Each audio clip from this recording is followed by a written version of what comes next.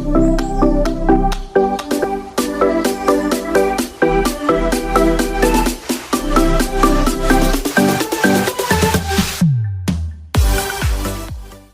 Lecture start करते हैं। Last lecture में हम लोगों ने applications of operational amplifier start किया था, जिसमें आपने दो एप्लीकेशन इसकी पढ़ी थी। First one is summing amplifier and second one is difference amplifier.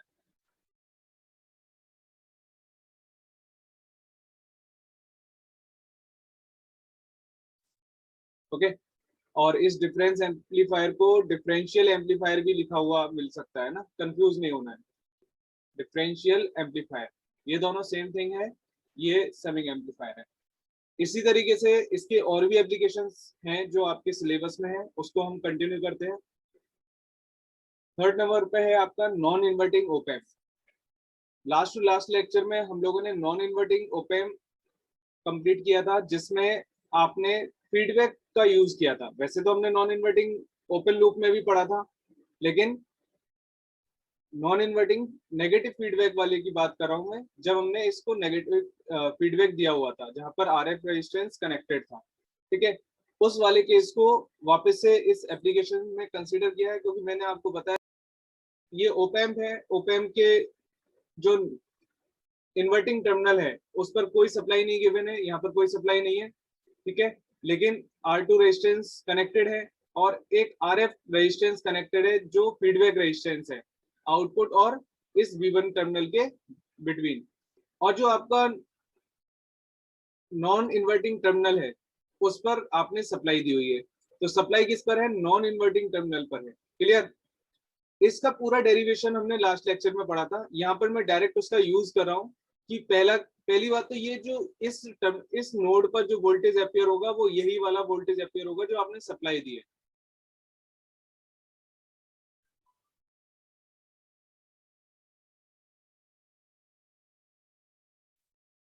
ठीक है, तो सेम वोल्टेज रहेगा जो सप्लाई दी है, वही वोल्टेज नोड पर आएगा। रीजन क्या है वो आप लास्ट वीडियो में देख लेना। क्यों? क्योंकि वहां पर डेरिवेशन से ये चीज समझाई है कि ये दोनों चीजें, ये दोनों वोल्टेज सेम क्यों रहेंगे। क्लियर? इसके बाद हम बात करें कि V1 पर जो वोल्टेज होगा वो क्या होगा। V1 पर वोल्टेज हमने रेजिस्टेंस वोल्टेज डिवीजन रूल से निकाल लिया कि जो V1 है वो पूरी तरह से किस पर अप्लाई हो रहा है? R2 पर। तो हम ये कंसीडर कर सकते हैं V1 किस पर, V1 को कैलकुलेट करने के लिए R2 को न्यूमरेटर में रखेंगे और डिनोमिनेटर में इन दोनों का सम R2 plus RF into V0। Clear? तो इस तरीके से हम वोल्टेज डिवीजन रूल यूज करके इसको कैलकुलेट कर सकते हैं। देन V0 अपॉन V इन, ये आपका क्या होता है? गेन होता है, V0 अपॉन V इन। तो इसको सॉल्व करेंगे, V0 अपॉन V1, और V1 किसके बराबर है? V इन के। तो ये इक्वेशन आ जाएगी 1 plus RF upon R2 into V in. Voltage क्या हुआ? Voltage gain 1 plus RF upon R2। Clear? इसी कॉन्फ़िगरेशन का यूज करके हमने वोल्टेज फॉलोअर बनाया था। If we made the feedback resistance RF equals to 0, यानी इस RF को तो आप क्या कर दोगे? 0 पुट कर दोगे। 0 पुट करने का मतलब ये है कि इसको वायर शॉर्ट कर देंगे and R2 will be infinite. इसको इनफाइनाइट बनाने का मतलब क्या है? इसको ओपन कर देंगे, यहाँ से रिमूव करके इसको ओपन कर देंगे। यहाँ ना तो ग्राउंड कनेक्टेड है ना कुछ, ये डायरेक्ट ये इस टर्मिनल पर कनेक्टेड हो जाएगा।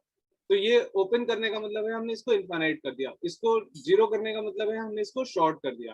ठीक है, तो कुछ इस तरीके का ये डायग्राम रिप्रेजेंट होगा, जहां पर आपका नॉन इन्वर्टिंग टर्मिनल है उस पर तो वोल्टेज सप्लाई है ही और आउटपुट डायरेक्ट कनेक्ट है, और ये एक सिंपल वायर से आउटपुट और इन्वर्टिंग टर्मिनल कनेक्टेड है। अब इस केस में क्या होगा? जब RF इक्वल टू 0 हो जाएगा, तो अगर हम वोल्टेज गेन देखें, AB equal to 1 plus 0 and AB equal to 1, it means V output equal to V in. और ये जो आउटपुट है वो इनपुट वोल्टेज को फॉलो करेगा in the term of magnitude and as well as phase. दोनों ही टर्म में ये जो आउटपुट वोल्टेज है वो उसको फॉलो करेगा। ठीक है, इसको हम क्या बोलते हैं? वोल्टेज फॉलोअर बोलते हैं। गेन बफर यूनिटी गेन, तो देखिए गेन तो यूनिटी है ही, बफर क्यों यूज करते हैं, क्योंकि इसका जो इनपुट इम्पीडेंस होता है वो क्या होता है, हाई होता है। इम्पीडेंस जो होता है, इनपुट इम्पीडेंस वो बहुत हाई होता है, और जो आउटपुट इम्पीडेंस होता है यानी रेजिस्टेंस जो होता है वो बहुत लो होता है। ठीक है। अब कुछ ऐसी डिवाइसेस होती हैं जिन, कुछ ऐसे सोर्सेज होते हैं जिनका आउटपुट इम्पीडेंस हाई होता है, और कुछ ऐसे लोड होते हैं जिनका इनपुट इम्पीडेंस लो होता है। तो जो लोड है उनको तो इस टर्मिनल पर कनेक्ट कर देंगे, और जो सोर्स है उसको इस टर्मिनल पर कनेक्ट कर देंगे। तो इन दोनों सोर्स और लोड की मिड में ये बफर की तरह काम करता है कि इस पर कोई लोड नहीं आए। ठीक है। तो हम यूनिटी गेन इसलिए बोल रहे हैं क्योंकि इसका गेन बना रहा है इस कॉन्फ़िगरेशन का। क्लियर। तो ये आपका एक ओपेम था जो हमने पहले भी पढ़ा था, नॉन इन्वर्टिंग ओपेम, और उसको वापस से पढ़ लिया। क्लियर। नेक्स्ट फोर्थ जो एप्लीकेशन है वो आपकी ओपेम इंटीग्रेटर सर्किट है। देखिए टर्म आपने बहुत अच्छे से पढ़ा होगा, इंटीग्रेशन किए होंगे, वही इंटीग्रेटर है, यानी एक ऐसा सर्किट जो इंटीग्रेशन करता है उसको हमने इंटीग्रेटर बोल दिया। अब इंटीग्रेटर की इक्वेशन आती किसमें है, कैपेसिटर में। ठीक है। कैपेसिटर जो होते हैं उसमें इंटीग्रेटर वाली इक्वेशंस आती हैं। आपने इनके जब वोल्टेज को सॉल्व किया होगा, कभी देखा होगा, तो डिफरेंशियल इक्वेशन में लिखा होता है। ठीक है। तो उसका यूज करके ये सर्किट बनाए गए। कैसे, एक बार देखें सर्किट में क्या कनेक्शन किए हुए हैं।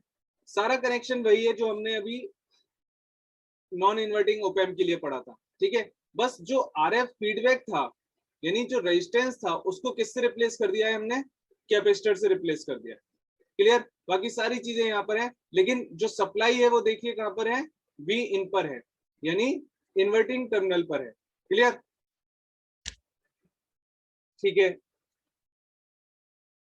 It produces an output voltage which is proportional to the integral of the input voltage. Integrator है, इट मींस जो इनपुट पर वोल्टेज है उसके इंटीग्रेशन के फॉर्म में, उसके इंटीग्रेशन के प्रोपोर्शनल में आउटपुट प्रोड्यूस करेगा। When a step voltage is applied, uncharged capacitor C has very little resistance and act as short circuit। जब आप V इन देते हैं, स्टार्टिंग में शुरू करते हैं, क्योंकि इनिशियली क्या है, जो कैपेसिटर है वो डिस्चार्ज है। ठीक है। इनिशियली इसको जब हम सप्लाई देना स्टार्ट करते हैं तो ये जो कैपेसिटर है चार्ज तो है नहीं, तो ये as a short circuit behave करता है क्योंकि ये चार्ज होना स्टार्ट करता है। And the gain ratio of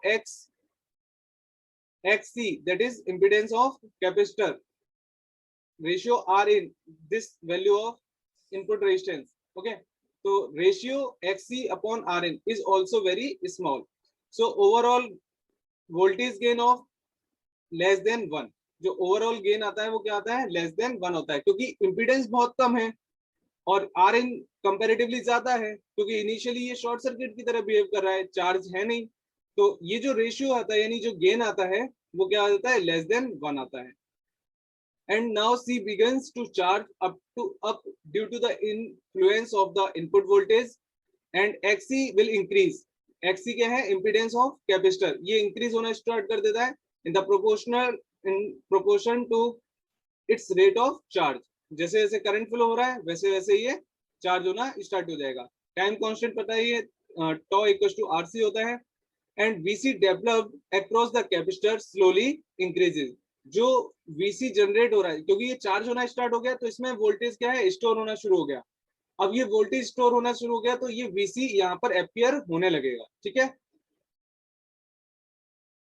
resulting XC upon Rn। अभी तो स्टार्टिंग में क्या था, ये तो लो था, लेकिन अब इम्पीडेंस जो रेजिस्टेंस है वो क्या हो गया, हाई हो गया। किसका, इम्पीडेंस ऑफ कैपेसिटर हाई हो गया कंपैरेटिवली टू इनपुट रेजिस्टेंस। ठीक है। आर इन के कंपैरिजन में ये हाई हो गया, तो इसकी ओवरऑल जो रेशियो है वो इंक्रीज हो जाएगा, producing a linearly increasing ramp output. Ramp output का मतलब होता है जो एक लीनियर रिलेशन बनाता है एक्स एंड वाई में। रैंप इस तरीके से होते हैं, तो एक्स और वाई में एक लीनियर रिलेशन बनाता है until the capacitor is fully charged। और कब तक बनाता है, जब तक कैपेसिटर फुल चार्ज नहीं हो जाता। ठीक है। कैपेसिटर वोल्टेज के लिए अगर हम बात करें तो टोटल चार्ज अपॉन उसकी कैपेसिटेंस। ठीक है। VC equal to Q upon C होता है। अगर इस सर्किट में देखें, यहाँ पर Vx है, इसको मैंने माना वी, ये एक्स टर्मिनल है, इस पे मैंने सपोज वोल्टेज मान लिया वी एक्स। वैसे तो ये वैल्यू 0 है, क्यों? क्योंकि ये ग्राउंड है, यहाँ पर 0 वोल्ट है, तो ये भी 0 वोल्ट कनेक्ट होगा। लेकिन मैं इसको समझाने के लिए आपको इस तरीके से लिख रहा हूँ, वी एक्स और यहाँ पर क्या है वी आउट। तो अगर वीसी कैलकुलेट किया जाएगा तो कैसे कैलकुलेट किया जाएगा? अगर केवीएल भी लगाना चाहे तो VC equal to V X minus V out, VC equal to V X minus V out. और वी एक्स क्या है हमारा? 0 है, क्योंकि वो वाला टर्मिनल, दूसरा जो टर्मिनल है नॉन इन्वर्टिंग वाला, वो ग्राउंड है, तो वो क्या हो गया 0, तो 0 माइनस वी आउट। तो इट मीन्स वीसी क्या होगा? VC equal to minus V out. Okay, VC equal to minus V out. अब इस इक्वेशन को आप डिफरेंशिएट कर सकते हैं, DVC by D T equal to minus 1 D Q by D T. अब वीसी की जगह जो वैल्यू थी वीसी, इसकी जगह आपने क्या रख दिया? Minus V out. इस वजह से यहाँ डी वी आउट लिखा हुआ है। ठीक है, मैंने डायरेक्ट पुट कर दिया है, वीसी की वैल्यू माइनस वी आउट रख के इसको डिफरेंशिएट कर दिया, तो माइनस कॉमन आ गया, D by D T of V out equal to D Q by D T into 1 by C. But D Q by D T क्या है? आई एफ, यानी फीडबैक करंट। क्यों? चार्ज कहां पर है? कैपेसिटर में है, और कैपेसिटर में कौन सी करंट जा रही है? फीडबैक करंट जा रही है। तो D Q by D T क्या हो गया? I F. आई इन को कैसे लिखेंगे? अगर आई इन की बात करें, आई किधर है? इस रेजिस्टेंस में आई इन है, जहां पर आर इन है वहां पर आई इन है। ठीक है, इधर वोल्टेज क्या है? वी इन, और इधर क्या है? एक्स टर्मिनल है, और एक्स टर्मिनल पर वोल्टेज क्या है? 0। तो करंट किस डायरेक्शन में फ्लो हो रही है? इस वाली डायरेक्शन में फ्लो हो रही है, तो V in minus V zero upon R in, ये क्या हो जाएगा? आई इन की वैल्यू आ जाएगी। क्लियर? आई इन की वैल्यू आ गई V in upon R in. और आई एफ की इक्वेशन क्या आ गई? इस वाले इक्वेशन से देखें तो I F equal to minus C into D V out by D T. अब यहां से जो करंट है आई इन, वो किस में जा रही है? Feedback, I F feedback current बन रही है। तो I in equal to I F, क्योंकि इस वाले टर्मिनल पे तो कोई करंट जा ही नहीं रही है, तो पूरी करंट कहां जा रही है? आई एफ में। तो I in equal to I F. इन दोनों इक्वेशंस को आप इक्वल रख सकते हैं। ठीक है, I in equal to I F. Then we have V in upon R in, that is I in, और आई एफ की वैल्यू क्या है? Minus C into D V out by D T. अब कैलकुलेट क्या करना है? We out calculate करना है, तो आप इसको इंटीग्रेट कर दीजिए पूरे को। तो V out equal to minus 1 upon R in into C integration 0 to T V in D T. तो ये एक आपकी आउटपुट इक्वेशन आ जाएगी, जो इनपुट के साथ कैसा रिलेशन बना रही है, कैसे प्रोपोर्शन में है? Integration of input, voltage input. ठीक है, इसके साथ प्रोपोर्शनल रिलेशन बना रही है। देखिए, एक डायरेक्ट कोई फैक्टर है जिसके साथ उसने एम्पलीफाई किया हुआ है, किसको? इंटीग्रेशन ऑफ इनपुट सप्लाई को। तो ये जो सर्किट है वो हमारा किस तरीके से काम करेगा? इंटीग्रेटर की तरह काम करेगा, क्योंकि वो इनपुट सप्लाई को इंटीग्रेट कर रहा है। क्लियर? उसके बाद एम्पलीफाई कर रहा है, क्योंकि समिंग एम्पलीफायर में क्या हो रहा था? पहले सम कर रहा था, देन एम्पलीफाई कर रहा था। डिफरेंस एम्पलीफायर में क्या कर रहा था? डिफरेंस किया फिर एम्पलीफाई किया। यहाँ पहले इंटीग्रेट करेगा, देन एम्पलीफाई करेगा। तो ये है आपका op amp as a integrator circuit. एक टॉपिक और है, दैट इज डिफरेंशिएटर। देखिए, मैंने आपको पहले ही बोला था, डिफरेंस एम्पलीफायर और डिफरेंशियल एम्पलीफायर दोनों डिफरेंस को लेकर बने हैं। ये डिफरेंशिएटर है, इट मींस ये डेरिवेटिव को लेकर बना हुआ है। ठीक है, तो कंफ्यूज नहीं होना, देख लेना ध्यान से कि एग्जाम में क्या पूछा जाता है। डिफरेंशिएटर पूछा गया है या डिफरेंशियल या डिफरेंस एम्पलीफायर पूछा गया है। ठीक है, differentiator circuit using op-amp. Circuit वही है, आरएफ को एज इट इज रहने दिया, बट अब किसको रिप्लेस कर दिया? आर इन को रिप्लेस कर दिया वाया कैपेसिटर। कैपेसिटर को हमने यहाँ फीडबैक की जगह हटाकर यहाँ पर रख दिया, जहां पर इनपुट रेजिस्टेंस आर इन लिखा हुआ था। ठीक है, and this circuit produces output voltage proportional to the derivative of input supply voltage. तो सप्लाई वोल्टेज के डेरिवेटिव के फॉर्म में ये आउटपुट हमें प्रोवाइड करेगा। क्लियर? बाकी सारी सेम थिंग्स हैं यहाँ पर, सब वही अवेलेबल है। जो नॉन इन्वर्टिंग टर्मिनल है वो ग्राउंड है, इन्वर्टिंग टर्मिनल पर आपने सप्लाई दी हुई है।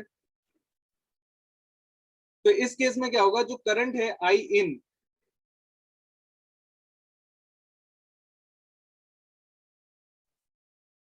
जो करंट है आई इन, वो ही करंट कहाँ जाएगी, फीडबैक में जाएगी, आई एफ बनेगी। ठीक है, इधर तो कोई करंट फ्लो होगी नहीं, यहाँ 0 वोल्टेज है तो यहाँ भी 0 वोल्ट होगा। क्लियर?